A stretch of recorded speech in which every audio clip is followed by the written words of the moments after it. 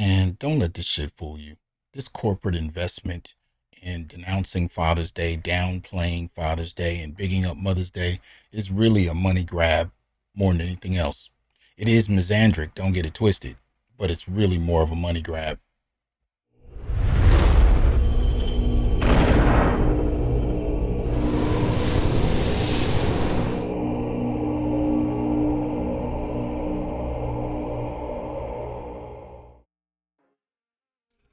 What's good, y'all? Welcome back to the Onyx Report. Black Masculinist news for the day. Trying to get it in on this Friday. Hope all is well. Hope y'all are good out there. Make sure to check the community tab sometime today. There was a little video piece I was responding to in my yesterday morning, uh, you know, post that I didn't include in the video. So I'll probably put it in the community tab. Either way, about to teach class in a minute. Just thought I'd get on for a quick minute and address this issue brothers have been sending to me about the denouncing of Father's Day and what's going on between the two, Mother's Day, Father's Day, corporate investment, so on and so forth. So the first thing I wanted to point out is, what we all kind of know. There's always been a deeper investment in Mother's Day, but again, I think that's always been corporate funded in many ways, but it is cultural too. And even amongst people and amongst families, there's a far less emphasis placed on Father's Day, even in families that have fathers. I mean, it is what it is. And I'm saying that as a father. I've seen it. I've experienced it. It's a whole different, culture. Try to go to a restaurant on Mother's Day and see what happens and go on Father's Day and see how many tables are available wherever you go. But if you want to codify the shit and at least put it in some framework, this is a CBS News article that came out a couple of years ago, 2019, about Father's Day versus Mother's Day, just to see, what we're talking about. And of course, you can see it pretty readily right here. Let me enlarge that a bit. At the National Retail Federation says 76% of people plan to celebrate Father's Day, compared that to 84% on Mother's Day. We also spend more on mom, $25 billion compared to $16 billion for dad, and I would argue that a lot of the stuff for dad is really service oriented. The mother stuff tends to be adoration based, but for fathers, it's really, tools and that kind of thing. But these are also ideas that I think have been made popular, by the sales industry. I mean, they're selling products. It is what it is. This has never really been about an appreciation for mom or pops, but it is what it is. But why am I talking about this? Well, recently I was sent a couple of these posts, and this caused a huge argument when I posted this on my Facebook page a while back, probably about a month ago. Right. And so if you can see on the left, you have Canva, and they got this post about, opting out of Father's Day, opting out of emails from Father's Day. The middle one is from Coach Outlet. The one on the further right, I forget where that comes from. Yeah, I think that's Canva as well. I think it's Canva, but I think I put it there twice because notice in the artwork, right, they have images of Black women. This is actually the same image, but I'll come back to that in a minute because it bears on what I'm talking about. But this whole question of opting out of Father's Day, and people were real, curious about it. So I looked into it a little bit, had some arguments with people. And basically what some of these corporations are doing is they're offering their customers the option to opt out of Mother's Day and Father's Day, right? And the rationale they're using is that, especially since the pandemic, people have lost parents, so on and so forth. It's a devastating thing. And for some people, it's emotionally jarring to get an email, talking about Father's Day or Mother's Day, after they've lost a parent or whatever. So these corporations are trying to appeal to their customers. This is what they're saying, by pulling back from this. And, okay, I'm not saying that that's not occurring, right? Not arguing that at all. But one of the things I did notice is that the Black community has been having a war over Father's Day for at least the last 5 to 7 years, maybe prior to that. But I've been seeing it more in social media in the last 5 to 7 years. And basically what it's been about is this whole question about mothers being able or being lauded on Father's Day as fathers. Now, this is not something that single fathers push for. You don't hear this in the Black community at all, or any other community. You do not hear men arguing that they should be more appreciated on Mother's Day. I'm a single father. I'm one of a small percent, and of us that are, and At the end of the day, that's never been a desire of mine. But, this is something we've heard from mothers. They want to be more valued. They want to be acknowledged on Mother's Day and Father's Day. And this is really a low-key dig at fathers and black men in general. Because why would it bother you? Why does it need to be a concern at all? If you're the mother and you're handling business, why do you need to be acknowledged on Father's Day if it's not a dig at black men?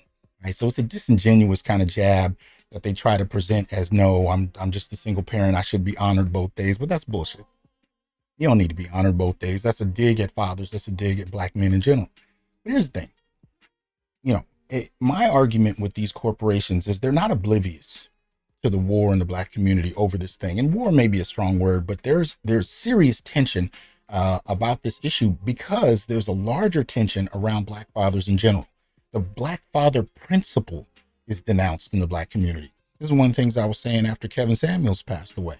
Part of the frustration with Kevin and his so-called harshness and his tone was, one, that many women had not been socialized around men, don't know how to talk to men, don't know how to listen to men, don't know how to receive from men, and take offense because men don't speak like women.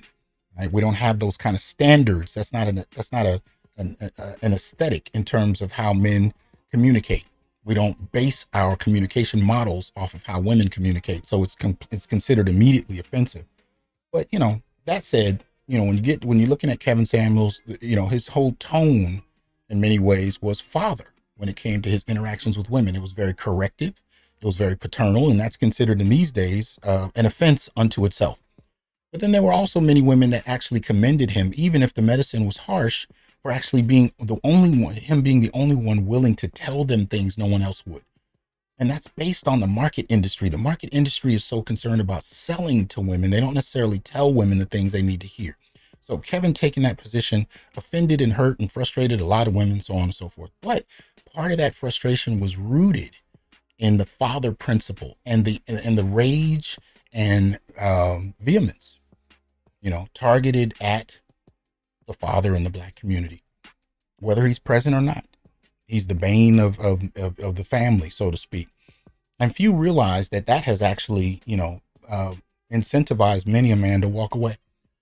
The mistreatment, the misandry, so on and so forth. And this has often been passed down multi-generationally. And we can talk about the institutions that play into this, that, provide consistent employment to women and not so for black men. All of these things come to bear. But as it relates to this whole question of Father's Day and the denunciation of black fathers in the black community, I argue that these corporations are well aware of that.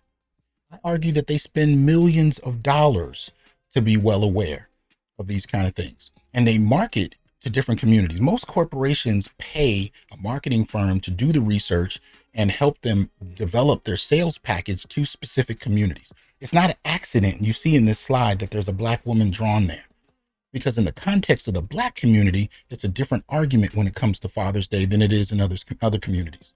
Mother's Day is kind of honored across the board, but Father's Day, varying degrees of investment by different communities.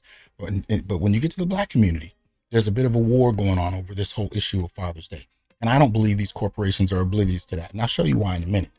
But that said, the kind of downplaying of the father, I think, is being the excuse we're given is that this is because people's feelings are hurt because they've lost loved ones. It sounds nice, which is what corporations do. They sound nice. But I think the marketing plan as it relates to the black community is to sell to women. And why do I say that? Well, because that's the marketing plan across race. You look at this Forbes article, top 10 things everyone should know about women consumers. Go down to point number one. Point number one in this list. If the consumer economy had a sex, it would be female. Women drive 78 to 80% of all consumer purchasing through a combination of their buying power and influence. Influence means that even when a woman isn't paying for something herself, she is often the influence or veto vote behind someone else's purchase.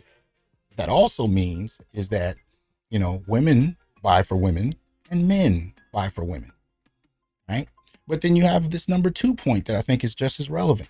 Women have a multiplier effect. They are multiple markets in one. because women serve as primary caregivers for children and elderly in virtually every society in the world. Women buy on behalf of the people who live in their households, as well as for extended family, such as older parents and in-laws and friends, right? That piece on kids is a serious component to this too. So it stands to reason that corporations are going to spend a lot of their resources on prioritizing women because it's more profitable.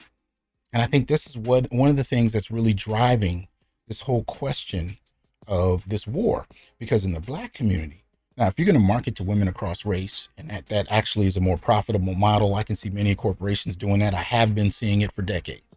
But in the Black community, as this developing kind of contestation over Father's Day has grown, right, it serves these corporations to participate, even if that's not the outright language of what they're doing.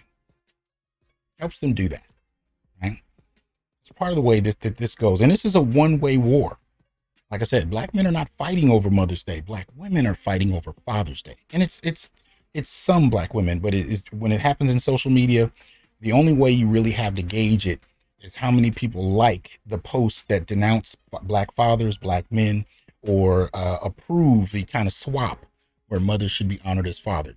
You know, you don't base it on who posts it. You base it on how many people have liked it, shared it, or shared the sentiment in some way, shape, or form. And that's partly what we're looking at, right? It's partly what we're looking at. So this whole question of the corporate investment. So this year, 2022, we've had, and I've seen this in a number of spaces. I can't speak to the scope of it, but we've seen, Black History Month become Black Her Story Month. And then that was followed up with Women's Her Story Month. And that was followed, mixed into that was Mother's Day. And then you had Pride Month, which, let's just be real, tends to be female deferring. It's technically about LGBT, but there's no real celebration of masculinity. I mean, the closest thing you have to celebration of masculinity in LGBT culture is the performance of masculinity, but the deference to femininity as a concept, right? And this is one of the reasons that I think women tend to be highly supportive of LGBT culture, because at the end of the day, it pedestalizes women. I mean, that's really the way it's interpreted and kind of practiced in that regard. So, but when I really talk about the corporate investment in Black women in the Black community, you can see it manifest in a couple of different ways, right? One way is what I pointed out in a previous video, and that is NBC's upcoming show, right, on Father's Day, The Culture is Black Women. And this comes from a series where they've fixated on different communities up to this point, but there's nothing you're going to tell me that justifies actually having this particular show on Father's Day, right? This is not something that Black men do. You don't see a Black male celebration show held on Mother's Day. It's not happening. And then the closest thing you would see to that is if these men got together to venerate mothers and Black women, maybe. But even that you really wouldn't see, because they wouldn't show that episode on Mother's Day. Maybe leading up to it, but you get what I mean. It's not going to be something you see on Mother's Day. And it's not limited to NBC, right? This is something I posted on Twitter because I thought it was interesting to look at. Made some interesting points. This is another. This is, I think Vivica Fox is going to be the primary speaker, right? BWE next, the Black Women's Expo in Detroit. Now it's Saturday through Sunday. Black Women's Expo. And when I was looking through it, doesn't show it on this page. I'm pretty sure this is something that Vivica Fox is hosting, right? So you're having these kind of corporate funded kind of events, whether it's NBC, whether it's, some of these other programs, but it's all contributing to the Father's Day co-opt, whether it's outright stated that way or not. They have corporate jargon to explain it away, but this is what it is. And part of Black men's frustration, who do actually, care about this argument at all, there are many who don't, but for those that do, the concern is not just that these events are happening, but the overwhelming silence coming from Black women about it. When I posted it on Instagram, a couple comments, there were a lot of brothers that, normally didn't care about a Father's Day issue, but were offended that these events could happen and be played off the way they are. Right? But they were also offended that there was no pushback. And there were a few Black women that were surprised, and they did acknowledge it as disrespectful. But what happens when that disrespect continues and nobody calls it out? Well, one thing that happens is that men grow increasingly frustrated, and I don't think people are going to like where that goes. Anyway, thanks for listening. Look forward to your comments to find out what's going on. And remember to like, share, subscribe, join, and donate. Support the channel if you will. PayPal, Venmo, Cash App, y'all know the deal. Help out so we can continue to bring you independent Black male content. Peace.